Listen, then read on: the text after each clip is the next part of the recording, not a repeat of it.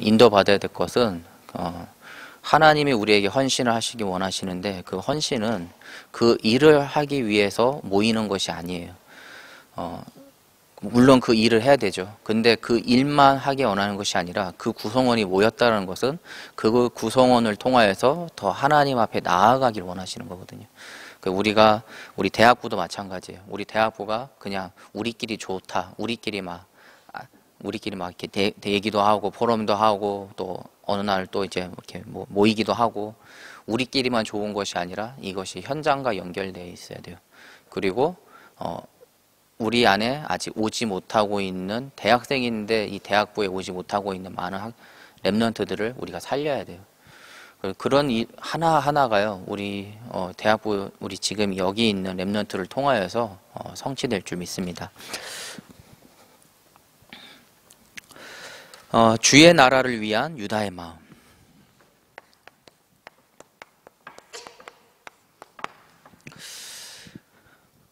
창세기 44장 2절에요.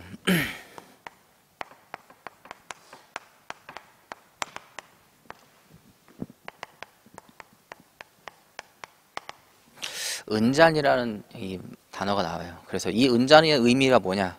어려움을 주셔서 깨닫게 하신다는 것이거든요. 우리 이번 한 주 동안 우리 랩런트들 어떤 은잔을 하나님이 주셨습니까? 그렇다면 그 은잔이 지금 나에게는 무거운 짐입니까? 아니면은 하나님과 더 가까워지는 그런 소통의 주제로 지금 나는 삼고 있습니까? 그 부분에 우리가 큰 확신을 이제는 가져야 돼요. 이것이 내 지금 갖고 있는 이 문제가 아니라 하나님과 더 소통되는 것이구나. 근데 소통해서 끝나는 것이 아니라 하나님은 이 은잔을 통해서 나를 구원으로 이끌어 가시기를 원하시는구나 라는 것들을 우리가 확인할 수 있어야 돼요. 그리고 현찬이가 이 체육대 하면서 현찬이가 여기가 좀 이렇게 뭐라 그러죠? 골절이라 그래. 부러졌죠. 그래서 쉽게 얘기해서 그날 이제 현찬이한테 전화를 했어요. 다 끝나고. 그러니까 첫 번째 고백이 뭐냐면은 하나님이 이번 주 나에게 주시는 은잔인 것 같아요라고 얘기하더라고요. 그래서 얘가 낙심하고 이렇게 막 이렇게 또 불평하고 막 그럴 줄 알았는데 그게 아니라 오히려 자신의 그 문제를 하나님 앞에 더 나아가는 도구로 이렇게 삼는 걸 보고 안심이 됐어요, 내 마음에. 왜냐면 딱 그게 되고 막 이렇게 가기 전에 한 얘기가 있거든. 괜히 했어, 축구 괜히 했어, 막 그런 얘기 했었거든요. 그래서 그게 걱정돼가지고 괜히 또 낙심하고 또 그랬을까봐 전화했는데 첫 번째 고백이 하나님이 나에게 주신 은잔이라고 얘기하더라고요. 이 하나님이 나에게 주시는 문제를 통해서 내가 구원 역사로 인도받고 그 인도를 받는 가운데에서 44장 7절에요.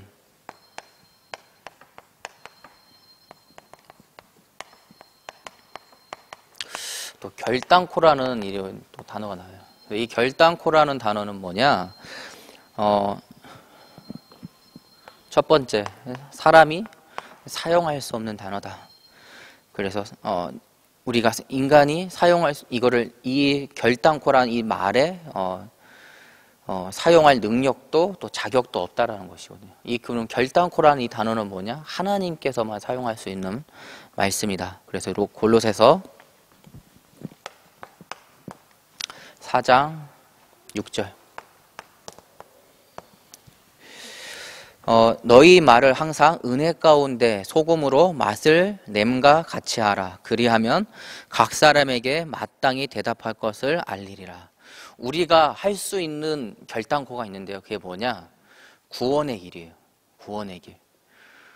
어떤 구원의 길이냐? 예수 그리스도의 이 복음을 통하여서 하나님의 자녀로 인도받을 수 있다라는 우리가 할 수 있는 건 딱 하나 있어요. 이거예요. 근데 이게 내게 아니죠. 하나님이 주신 것을 가지고 내가 이 복음을 담대하게 전하는 것.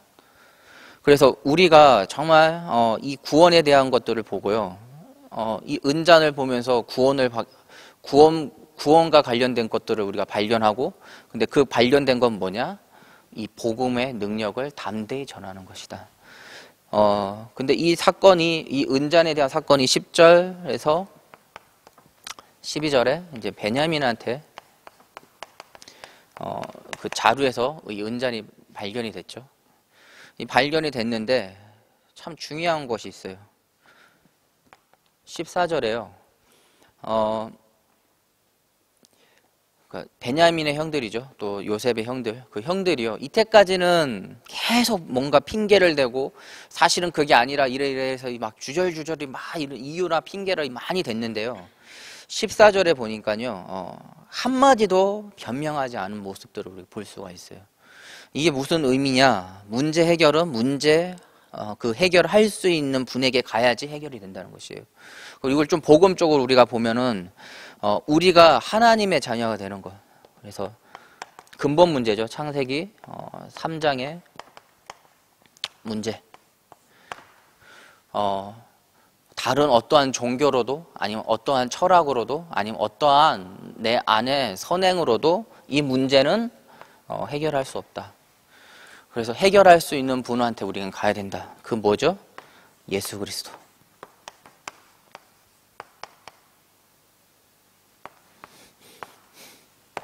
예수 그리스도한테 가야 된다. 이 예수 그리스도는 어떤 것을 해결했냐? 요한복음 14장 6절에 내가 곧 길이요 진리요 생명이니 나로 말미암지 않고는 아버지께로 갈 자가 없다. 이 선지자의 직분을 가진 예수 그리스도. 그리고 마가복음 10장 45절에 우리의 모든 죄를 대속물 지신 예수 그리스도, 제사장 되신 예수 그리스도. 요한일서 3장 8절에 마귀의 일을 멸하러 오신 그 예수 그리스도, 왕적 참 왕이신 예수 그리스도. 이 그리스도밖에 이 창세기 3장의 문제를 해결할 수 없다. 그럼 창세기 3장 문제가 해결되면 무엇이 우리에게 그 문제가 해결되는 것이 무엇이냐라고 할 때요. 창세기 1장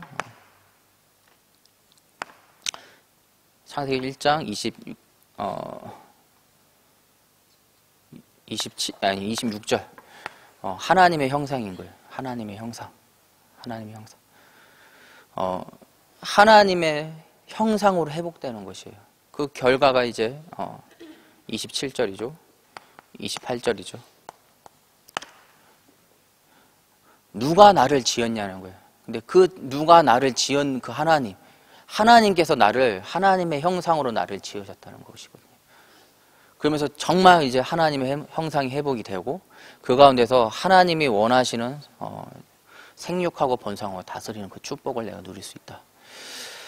이게 이 모든 부분이 다시 회복되는 것이 뭐냐? 예수 그리스도를 통해서 우리가 인도받을 수 있다. 그래서 이 문제를 해결할 수 있는 분 하나님 앞에 우리가 나아가야 되고 다른 것으로 이거를 우리가 해결하려고 해도 안 된다는 거예요. 이때까지 요셉의 형들이 계속 핑계를 대고 요셉이 아닌 다른 사람들에게 이런 것들을 막 주저리 저저리 막 얘기를 해요. 근데 이번 주 강단 말씀에서는 요셉에게 가요. 요셉에게. 우리가 정말 나아가야 될 거 하나님 앞에 더 집중해서 나아가야 된다. 그리고 이 모든 나의 모든 문제를 해결하신 그 예수 그리스도가 내 옆에 있는 사람에게도 동일하게 적용이 되고 나의 현장, 나의 지역에도 이 예수 그리스도가 모든 문제 해결자이면 우리는 매일매일 확인해야 됩니다. 그럴 때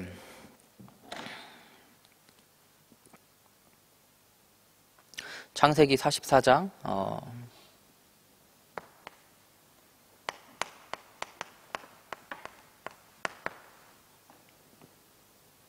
16절 하나님이 종들의 죄악을 찾아내셨으니 라는 말씀이 있어요.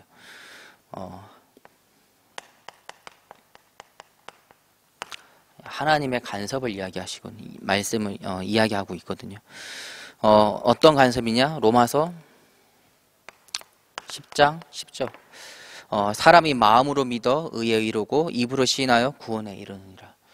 이 하나님이 이 구원 사역에는요 하나님의 간섭이 없이는 되어질 수 없다라는 것이에요.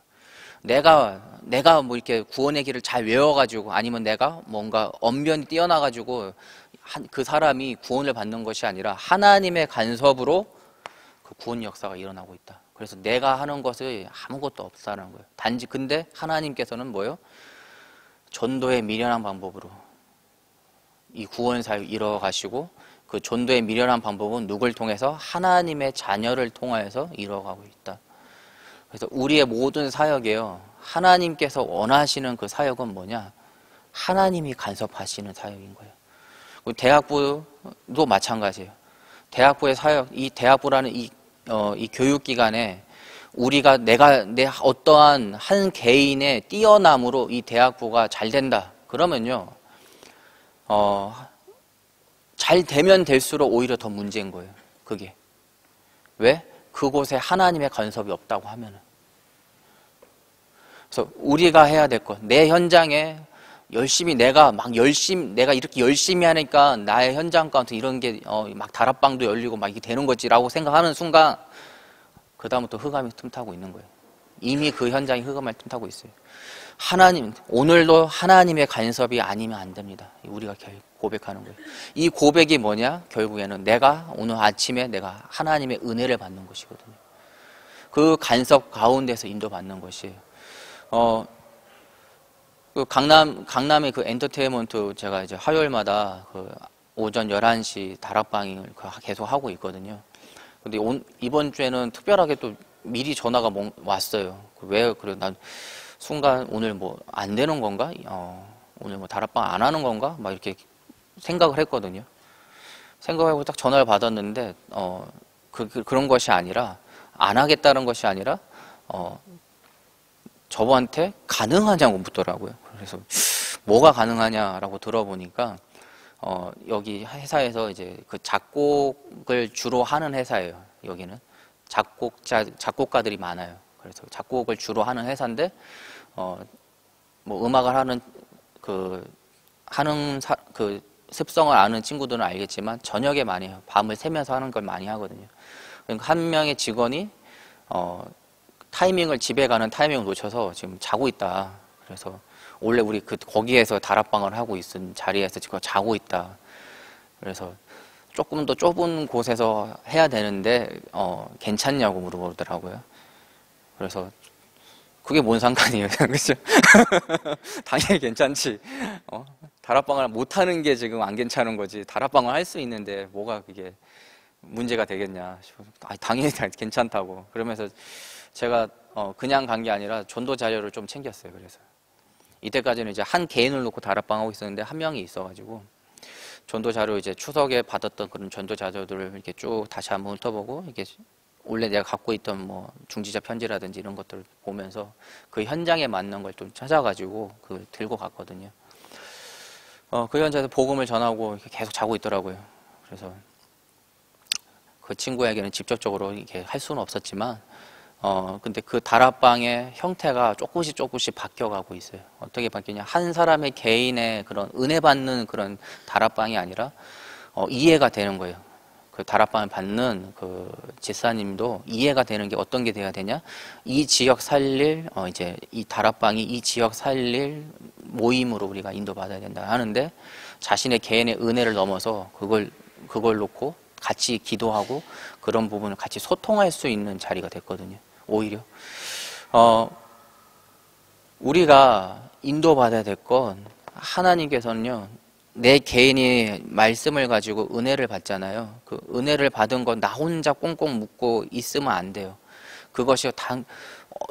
이것이 다른 렘넌트들에게, 또 여러분들 주위에 있는 친구들에게 이 포럼을 통해서든지 아니면 같이 다락방을 한다든지 이 은혜가 전파돼야 돼요. 근데 전파되면서 같이 은혜를 받잖아요. 그 같이 은혜 받는 가운데 그게 뭐냐? 사도행전 1장 14절에 지금 응답을 받고 있는 것이거든요. 어떻게 말씀의 은혜를, 내가 받은 은혜가요, 다른 친구한테 그 은혜가 동일하게 그 포럼을 듣고 어떻게 은혜를 받을 수가 있어요? 그거는 같이 복음을 향해서 가고 있기 때문에 은혜를 받을 수 있는 거거든요. 그리고 내가 저 친구와 나와 전혀 그런 뭐라 그럴까요? 삶의 방식이나 삶의 그런 형태가 다른데, 내가 저 친구의 포럼을 듣는데 내가 은혜를 받아요. 그거는 어떻게 그럴 수 있냐? 이 복음 하나 때문에 우리가 원네스 될 수 있는 것이고, 복음 하나로 봤을 때 같이 전혀 다른 현장, 있지만 같이 은혜를 받을 수 있는 것이거든요. 그게 사도행전 1장 14절에 오로지 기도에 힘쓸 수 있는 것. 어떤 기도냐? 복음을 위해서 우리가 같이 기도할 수 있다라는 것. 근데 우리가 함께하는 이 다락방을 하는 가운데에 더 나아가는 게 뭐냐? 이제 사도행전 2장의 축복이거든요.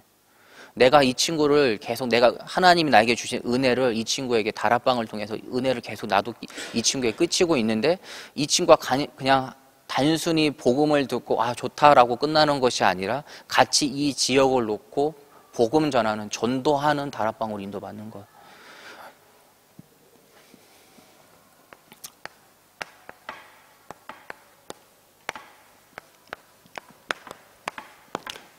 우리는 복음회당이라는 부분을요 계속 염두하면서 말씀을 들어야 돼요, 여러분. 염두하면서. 이번 연도 원단 말씀이 뭐지? 복음회당. 그치. 복음회당 뭐요? 10월 둘째 주. 내일이에요, 여러분. 복음회당 10월 둘째 주 버전이 나오는 거예요, 여러분. 그게 여러분들 연결돼 있어야 돼요. 그 연결되는 가운데에서 다른 것이 아니라 오직 하나님만 바라보는 자를 통해서 하나님께서는 언약을 이루어가는구나. 오늘도 다시 한번 확인하는 거예요. 오늘도. 그럼 축복받기 바랍니다. 이번 생명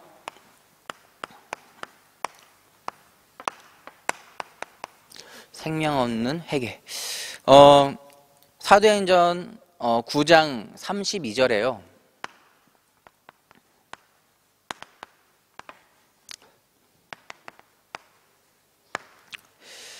베드로가 이때까지 하지 않는 행동을 해요. 어떤 행동이냐면요. 베드로가 사방으로 두루다니니라. 베드로가 이 전까지는 예루살렘에 있었거든요. 예루살렘에서 큰 하나님이 주신 그 축복 그리고 성령의 강림함을 통하여서 많은 복음을 전하는 현장이었는데 베드로가 이때까지 하지 않았던 행동을 사도행전 9장 32절에 하는데 그게 뭐냐? 사방을 두루다녀요. 그 사방을 두루다니면서 인도받은 것이 뭐냐? 첫 번째는 빌립보 지역, 그렇죠? 그리고 좀 더 이 베드로가 구체적으로 받은 것이 어디냐? 루다에서는 애니아라는 사명자를 만나죠. 어떻죠? 중풍 걸린 자죠. 오랜 세월 중풍 걸렸는데 베드로를 만남으로써 중풍이 치유가 되고 그 지역에 이 애니아라는 이 사람이 이 지역을 두루 다녀요. 그러면서 하나님이 살아계심을 자신이 치유된 것 그 자체만으로 하나님 살아계심을 증거할 수 있는 그 전도의 그 내용이 되죠. 그러면서 루다에서 어디로 가죠? 요빠로 가죠. 요빠에서는 여제자 다비다. 참 헌신하는 자인데 죽었어요. 근데 다시 살아나죠. 왜? 사명을 아직 감당해야 될 그 사명이 남아있기 때문에 하나님께서 다시 이 사명 감당하기 위해서 다시 살리세요. 그러면서 또 어디로 가죠? 그 요빠 안에 있는 무도장이 시몬한테 가요. 또 이 시몬의 그 있는 가운데에서 가이사랴는 고넬료를 만나게 되죠. 그리고 고넬료를 만나면서 그 많은 이방인들의 복음을 전하게 돼요. 이 흐름 가운데에서 지금 사도행전 11장에 있는 거거든요. 근데 참 재밌어요. 사도행전 11장 2절에요. 베드로가 이런 많은 사역들과 많은 구원 사역을 하고 다시 예루살렘에 이제 보고하러 갑니다. 이제 보고하러 가는데 어떤 일이 일어나냐? 사도행전 11장 2절에 비난을 받아요. 비난을. 내가 지금 많은 현장에 두루 다니면서 이 복음을 전하고 그냥 복음 전하면 끝난 것이 아니라 그 현장에서 많은 이 하나님의 예수 그리스도를 믿는 자들이 많이 일어났는데 정작 예루살렘에 가서 보고를 하는데 비난을 받아요. 그 비난을 받는데 참 더 어처구니 없는 일이 뭐냐면요. 너 왜 복음 전했어? 왜 얘한테 세를 줬어? 가 아니라, 이것 때문에 비난받는 것이 아니라 3절에 보면요. 사도행전 11장 3절에 보면요. 이르되 네가 무할례자의 집에 들어가 함께 먹었다 하니, 요것 때문에 비난을 받아요. 요것 때문에. 그러니까 한마디로 말해서 무슨 말이냐, 자신들의 그 전통과 간습을 빼고 무할례자의 집에 가가지고 왜 너는 그 사람이 주는 음식을 먹었냐라는 거예요. 복음 전한 것 때문에 지금 비난을 받는 것이 아니라 쉽게 말해서 믿지 않는 자의 집에서 머물고 믿지 않는 자의 그 음식을 왜 너는 먹었냐라는 거예요. 여기에 비난을 받고 있어요. 근데 이 비난은요, 단순히 이 유대교에 있는 사람, 그리고 여기에 있는 사람은 뭐냐? 베드로와 같은 사도들과 또 이거 예루살렘 안에 있는 그 유대인들, 믿는, 이 복음을 믿는 유대인들에게 이 비난을 받은 건데, 얼마 전에 베드로 자신의 모습인 거거든요. 얼마 전에 베드로 자신의 모습이에요. 근데 이 베드로 자신도 언제 깨졌냐? 사도행전 9장 32절, 두루 다닐 때 이 부분이 깨졌어요. 무엇이 깨진 거냐? 1장 8절이 깨진 거예요. 땅끝까지 이 복음을 전해라. 이것이 깨진 거거든요. 우리가 생각해 봐야 돼요. 여기서 우리가 한번 생각해 봐야 돼요.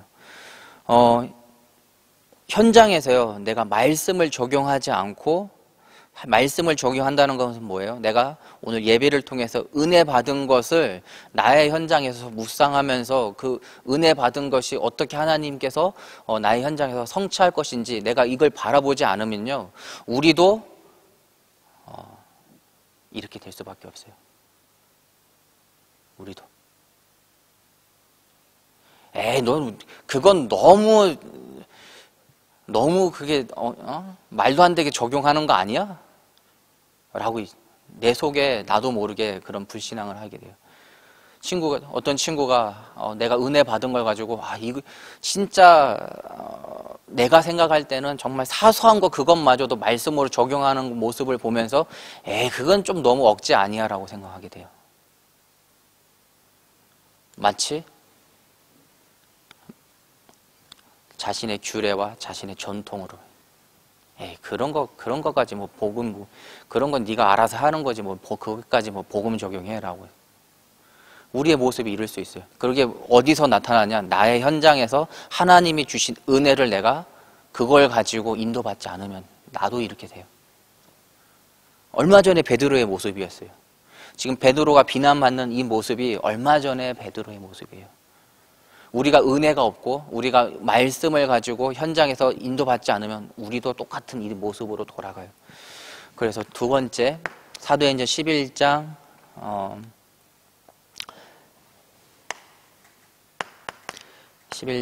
15절. 그래서 이 15절 전까지는요, 쭉 설명하고 있는 거예요. 고넬료를 내가 어떻게 만났는지, 그리고 고넬료를 만났을 때 성령께서 나에게 주신 그 꿈들, 율법으로 이런 거 먹지 말라는 그 음식들을 하나님께서 먹으라고 했거든요. 그래서 나는 이런 거를 먹을 수 없다. 하나님께서 베드로의 현장에 있는 이 베드로의 생각과 마음을 깨는 현장인 거거든요. 우리가 말씀을 들을 때 이렇게 돼야 돼요, 여러분. 나의 옛 각인과 뿌리와 체질이 내가 예배 시간에 말씀을 들으면서요, 복음의 생각으로 계속 깨지는 거예요. 우리가 말씀을 어제 이제 그 전도학교 시간 때 그랬죠. 나의 눈과 코와 입과 귀가 또 나의 생각이 뭐예요? 말씀을 내가 있는 자리에 또 내가 말씀을 묵상하는 그걸 통해서 계속 깨져야 돼요, 여러분. 베드로가 현장에서 하나님의 말씀을 듣는데 이런 자신의 규례와 전통을 계속 깨는 그 시간표를 가졌거든요. 우리가 예배 드리는 이유가 이거예요, 여러분. 내가 왜 예배를 드리지? 내가 왜 오늘도 이 시간에 예배를 드리지? 내가 또 오늘 아침에 또 하나님의 말씀을 왜 붙잡지? 내 안에 옛 각인과 뿌리와 체질을 계속 부시고 있고, 나의 눈이 복음을 향해 있고, 나의 입술이 그 복음을 선포하고 있고, 그 선포하는 것을 나의 귀가 듣고 있고, 일본말로 말하면 이 공기가 뭐냐, 공기를 말할 때 쿠키라고 하거든요. 일본 사람들의 그 말에 이런 공기에 대한 말들이 많은데, 쿠키 오모이라 그러면 뭐라 그럴까, 이 공기가 무겁다. 그래서 이런 건 뭐 어떻게 언제 쓰냐, 딱 뭔가 이게 막 분위기가 이렇게 막 어려운 자리 있잖아요. 그런 거 할 때 쿠키 오모이 막 이런 식으로 써요. 우리의 우리가 이게 숨 쉬고 있는 이 공간이요, 복음으로 가득 차야 돼요, 여러분. 복음으로. 내가 이걸 선포할 때 나의 현장의 공기가요, 복음으로 가득 차는 거예요, 여러분. 그러면서 나의 생각이 변화되는 거예요, 나의 생각이. 그래서 오늘 내가 어제 읽었던 그 말씀이요, 오늘 다시 읽는데 왜 새롭냐? 왜? 하나님이 오늘 나에게 주신 새 은혜가 있기 때문이에요, 여러분. 그 새 은혜가 없으면요, 뭐 그 옛날에 그거 뭐 맨날 그거 뭐 이제 좀 지겹다, 그렇게 돼버리는 거예요. 뭐 다 알고 있는 거, 마태복음 16장 16장 다 알고 있는 거 뭘 또 오늘 또 얘기하냐? 오늘 나에게 주신 새 은혜가 없는 거예요, 여러분. 이런 나의 상태로 점검이 되면 빨리 하나님 앞에 돌아가야 돼요, 우리가. 하나님, 나의 영적 상태가 지금 이래요, 하나님. 그렇기 때문에 하나님의 간섭을, 하나님 지금 나에게 간섭하셔야 돼요. 하나님 오늘도 나의 주인이 되셔야 돼요. 왜? 나한테 오늘 하나님이 주신 새 은혜가 없어요.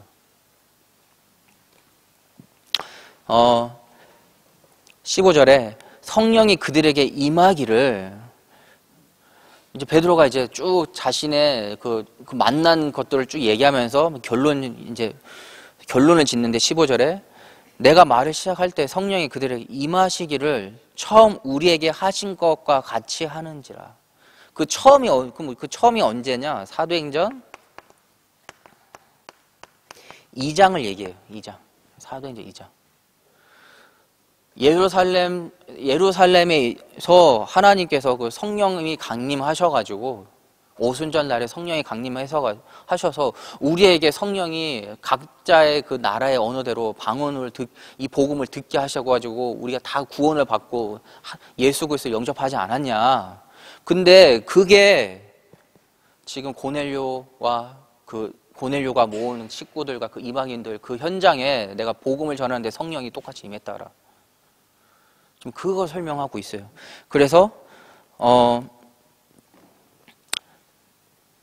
우리에게 이 성령께서 우리 유대인에게 예수 그리스도를 믿게 한 것 같이 동일하게 이방인에게도 성령이 임했다라는 걸 이야기하고 있거든요.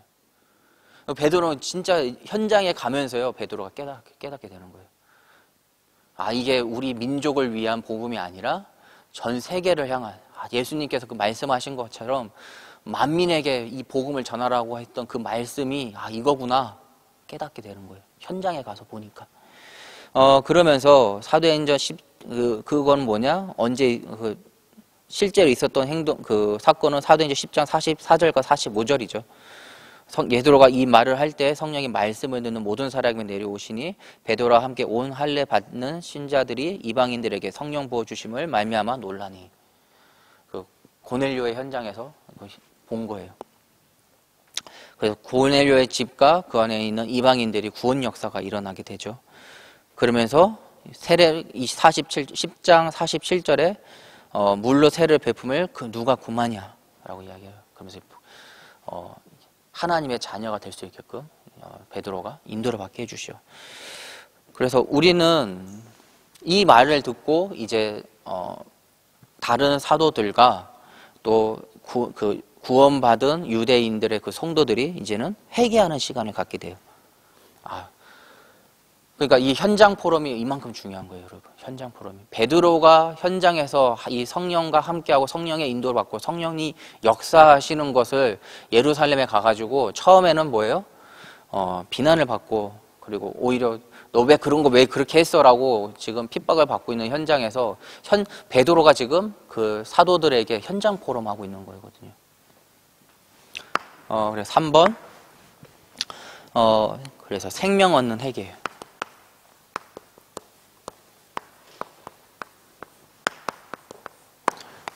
이 본문 말씀의 생명 얻는 회개는 이방인들에 대한 생명 얻는 회개거든요. 근데 조금은 더 우리가 이거를 넓은 범위에서 보면 우리가 현장 가운데서 하나님의 역사를 살아있음을 그걸 체험하고 우리가 포럼할 때요, 생명 얻는 회개가 동일하게 이루어지는 거예요.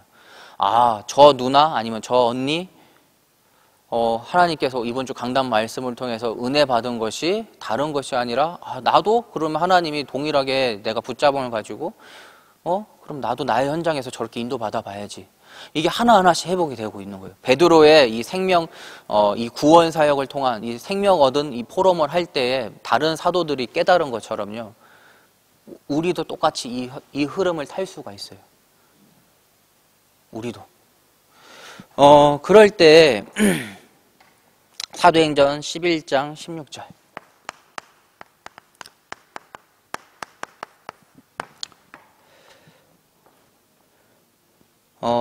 내가 주의 말씀에 요한은 물로 세례를 베풀었으나 너희는 성령으로 세례를 받으리라 하신 것이 생각났노라. 베드로가 생각났노라.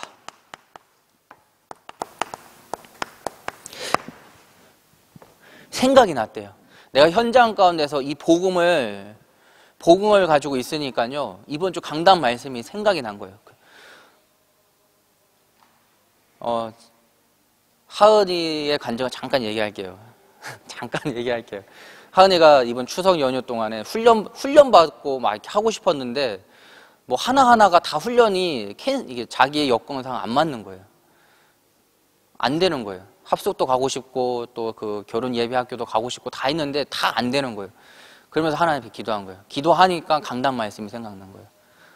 이번 주 추석 연휴 동안 가문을 놓고 하나님께서 인도 받으라고 했는데 그럼 하나님께서 나에게 그 부분을 가지고 인도 받으라는 건가? 그게 생각났노라. 생각이 난 거예요. 그러니까 그 현장에서 친척 누나와 대화를 하면서 그 친척 누나 구원을 얻게 되고 또 많은 다른 것들이 있었대요. 그 한 가지만 있는 것이 아니라 다른 역사들이 있었대요. 우리가 현장에 있을 때요, 진짜 그 강단 말씀이 살아 역사하는 그 강단 말씀이 하나님이 나에게 주신 그 은혜가요, 생각나는 거예요. 그냥 다른 게 생각나는 것이 아니라 하나님께서 나에게 은혜 주신 것. 근데 그 은혜가 현장에서 살아 역사하는 그 은혜를 주신 것이 생각이 나는 거예요. 베드로도 지금 똑같은 거거든요. 지금 그 현장에서요. 내가 이렇게 복음을 전하다 보니까 하나님의 예수님의 그 말씀, 예수님과 그 동행하며 주신 그 말씀, 이런 것들이 계속 생각나는 거예요. 생명이 살아나는 그 생명의 말씀이. 그 속에서 다른 것이 아니라 베드로가 뭐 했냐? 참된 복음을 전했어요. 참된 복음을. 말씀이 생각났는데 그 말씀이 생각난 그 이유가 뭐냐? 참된 복음을 하나님께서 전하기 위해서 하나님께서 응답을 주셨다. 그래서 사도행전 11장 17절. 그러면서 고백을 하는 거예요, 베드로가. 그런즉 하나님이 우리가 주 예수 그리스도를 믿을 때 주신 것과 같은 선물을, 우리도 하나님 앞에 선물을 구원받은 그 구원에서 그 선물을 거저받지 않았냐라는 거거든요. 주신 것 같은 선물을 그들에게 주셨으니 내가 누구이기에 하나님의 능력을 맡겠느냐. 내가 거저받은 그 구원의 선물, 이 이방인들에게도 하나님께서 그 은혜를, 구원의 선물의 은혜를 끼치는데 내가 그걸 어떻게 막어? 라고 이제 포럼을 하고 있는 현장이거든요. 그래서 우리가 여기에서 확인해야 될 게 뭐냐? 이렇기 때문에요, 내가 복음을 막는 자가 되면 안 되잖아요. 그렇죠? 나의 현장과 우리 대학부, 우리 랩런트들이요, 복음 막는 일에 쓰임 받으면 안 되잖아요. 그렇기 때문에 우리가 매일 복음으로 시작해야 되는 거예요. 그렇기 때문에 다시 한번 말씀을 묵상하는 거예요. 하나님, 오늘 하나님이 나에게 주신 그 새 은혜 하나님 주세요. 왜 우리가 부르짖어요? 막는 자가 되지 않기 위해서. 그리고 하나님의 지금 구원 역사를 하고 나를 통해서 지금 역사하고 있는 그거를 내가 알기 위해서, 깨닫기 위해서. 무엇을 깨닫냐? 나의 현장이 지금 하나님의 나라임을 깨닫기 위해서예요. 내가 오늘도 복음으로 다시 시작하는 이유, 나의 현장이 하나님의 나라가 임했다. 그리고 하나님께서는 뭐예요? 나를 이 현장의 복음의 증인으로 세우셨구나. 다시 한번 나한테 각인 뿌리 채취시키는 거예요. 다시 한번. 이번 주에 조금 부푼 마음을 가지고 그 차이나타운을 갔어요. 왜 차이나타운을 갔냐? 차이나타운 이게 중앙 도로를 기점으로 해가지고 한쪽은 이제 차이나타운이고 한쪽은 일본타운이에요. 쉽게 말하면. 그래서 나는 이제 차이나타운 간 것이 아니라 일본타운 때문에 갔어요. 그 현장에. 그래서 너무 부푼 마음을 갔어요. 아, 여기 가면 일본 사람들 만날 수 있지 않을까라는 생각을 해서 갔어요. 웬걸 한 명도 없어요. 그래서 다시 한번 확인했어요. 그 상가 그 할머니도 있고 해가지고 이제 물어봤거든요. 물어보니까 여기 일본 사람 안 살아요 그러더라고. 그래서 다시 한번 확인해. 다시는 여기 안 오리라 나는. 왜? 나는 일본인 만나려고 왔는데 일본 사람이 없다고 하니까. 근데 이번 주에 원래 내일 선교 모임이 있잖아요. 원래 저번 주 강구에 오늘 내일이 선교 모임인데 교회 스케줄상 이게 한 주 딜레이 됐거든요. 이것도 나한테는 은혜예요. 왜 은혜고 감사냐? 또 찾아봤어요. 그러니까 인천대 주변에 또 일본 문화를 그렇게 뭐 하는 센터가 있다고 하더라고요. 그래서 거기 한번 이제 가려고요. 이제 다음 주죠. 다음 주에는 거기 한번 가보려고요. 이게 나한테는 은혜예요. 나한테 하나님이 나 때문에 지금 한 주 더 딜레이했구나. 왜? 일본 선교팀을 운영하고 거기에서 같이 그 일본을 향해서 일본과 그 일본인 복음화를 위해서 기도하고 해야 되는데 나에게 증거가 없기 때문에 하나님께서 증거 주시려고 지금 이렇게 나를 인도해 주시는 거구나. 다시 한번 깨달았어요. 어제 좀 소름이 돋았죠. 저는 이제 교육자 회의 때 교회 광고를 보면서 한 주 딜레이 된 거를 알았거든요. 여러분, 우리가 복음에 관심이 있잖아요. 그리고 하나님이 나를 통하여서 이 복음 운동에 쓰시려고 하시잖아요. 그러면요, 그 모든 스케줄을 움직이세요. 여러분들이 그건 전도사님 혼자만의 생각이잖아요. 그렇죠. 하지만 나는 그런 믿음을 가지고 있어요. 나 때문에 한 주 딜레이 됐다 라는 생각을 갖고 있어요. 왜? 내가 증인이 아니니까. 내가 그냥 그 모임에 참가자면은 그래도 상관없어요. 근데 그 모임에 인도자면은 하나님께서 나에게 증거를 주셔야 되기 때문에.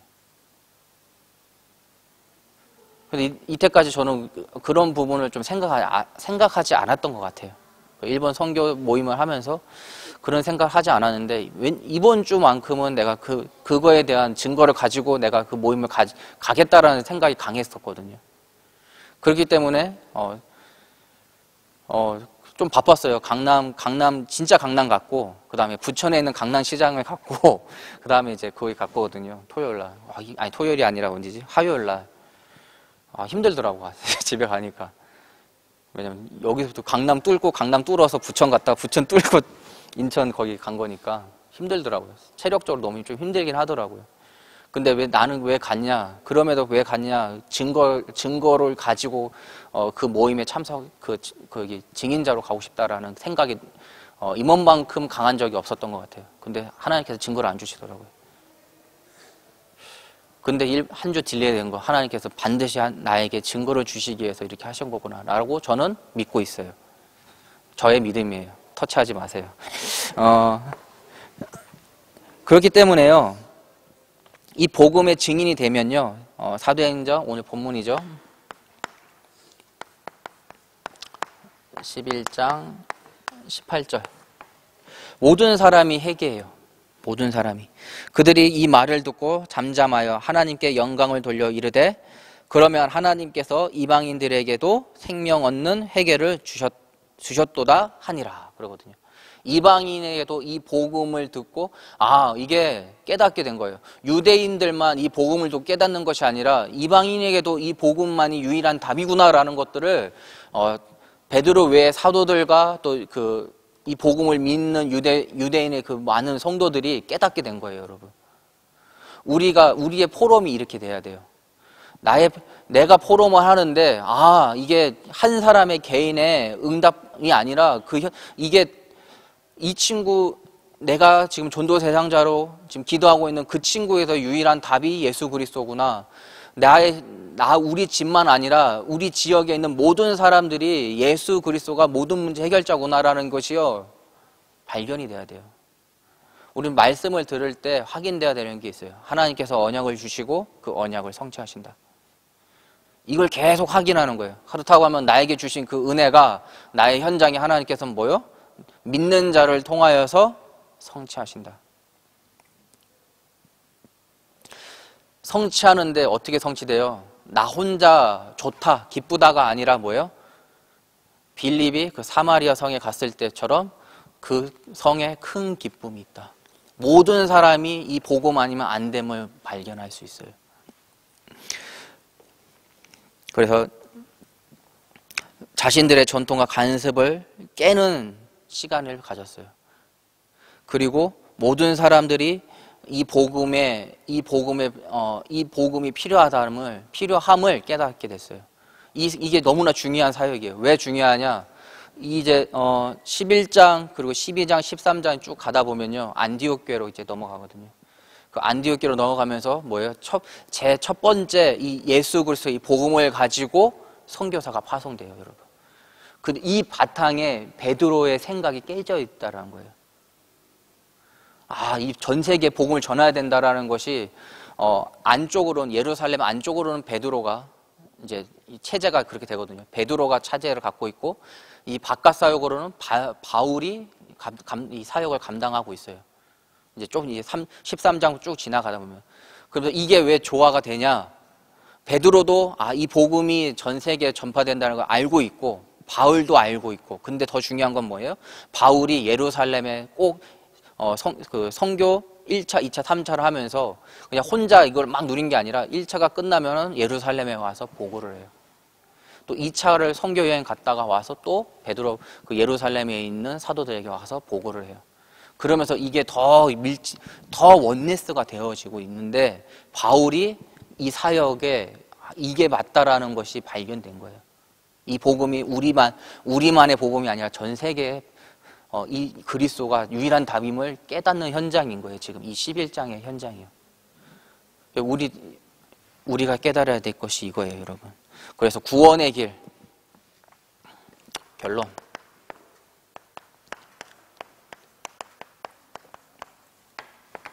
구원의 길, 여러분. 불신자한테만 필요한 것이 아니라 지금 나에게도 이 구원의 길이 필요해요, 여러분. 예수님을 믿는 예수님을 믿는 그것이요, 불신자에게 필요하고, 믿는 사람들은 뭔가 좀 더 다른 것들을 막 해야 된다, 행위를 해야 되고, 뭐도 해야 된다. 내가 어떻게 구원받았지가 더 중요해요, 여러분. 복음이 더 중요해요, 여러분. 새신자, 불신자에게만 필요한 구원의 길이 아니라 지금 나에게 필요한 것이 있는데, 나도 동일하게 이 구원의 길이 필요하다는 거예요. 내가 왜 확인해야 되는 거예요? 내가 하나님의 형상 회복된 거. 오늘도 확인해야 돼요. 내가 이런 불신자의 6가지 상태에 있던 나를 하나님께 이 예수 그리스도 통해서 나를 구원해 주셨구나. 이게 오늘도 확인되어야죠. 그러면서 신자 7가지, 3가지의 그 신분이 회복된 것과 4가지의 건세가 회복이 된 것, 신자 7가지의 축복이 내가 오늘도 확인되어져요. 그 확인, 계속 내가 그 확인될 때에 내가 지금 기도하고 있는 그 전도 대상자가 왜 지금 이 구원의 길이 이 친구에게 유일한 답인지 내가 알 수 있는 거예요, 여러분. 그리고 내가 있는 학교 현장, 이 지역에 왜 예수 그리스도 모든 문제 해결자이신지 내가 다시 오늘 하나님 주신 그 새 은혜로 다시 발견할 수 있는 거예요. 여러분, 다시 한번 구원의 길을 한번 집중하는 친구들은 계속 하고 있는데 여러분들 이 안 하고 있는 친구들 다시 한번 이 부분을 놓고 회복해 보세요. 구원에게 쓰는 거. 그러면서 3오늘 오늘의 말씀 언약을 확인한 거예요. 언약. 어떤 언약이냐? 하나님이 약속하신 것은 반드시 그 믿는 자를 통해서 성취하신다. 그 확인하는 거예요, 여러분. 그럼 동일하게 성경에 있는 인물들만 그런 것이 아니라 지금 나에게도 하나님이 나에게 주신 그 은혜가 나의 현장에 내가 그거를 믿고 그걸 내가 계속 묵상하는 가운데 하나님께서는 그 은혜를 나의 현장에 성취하신다. 하나님의 언약 성취하는 걸 보면서 성경에 있는 그 언약 성취하는 걸 보면서 동일하게 나의 현장에서 이렇게 똑같이 성취하시는구나. 내가 그걸 믿는 것이에요. 그리고 거기에 쓰임받는 오늘의 전도. 다른 게 아니라 그 믿는 자를 통해서 하나님께서는 증인자를 세우신다. 3오늘.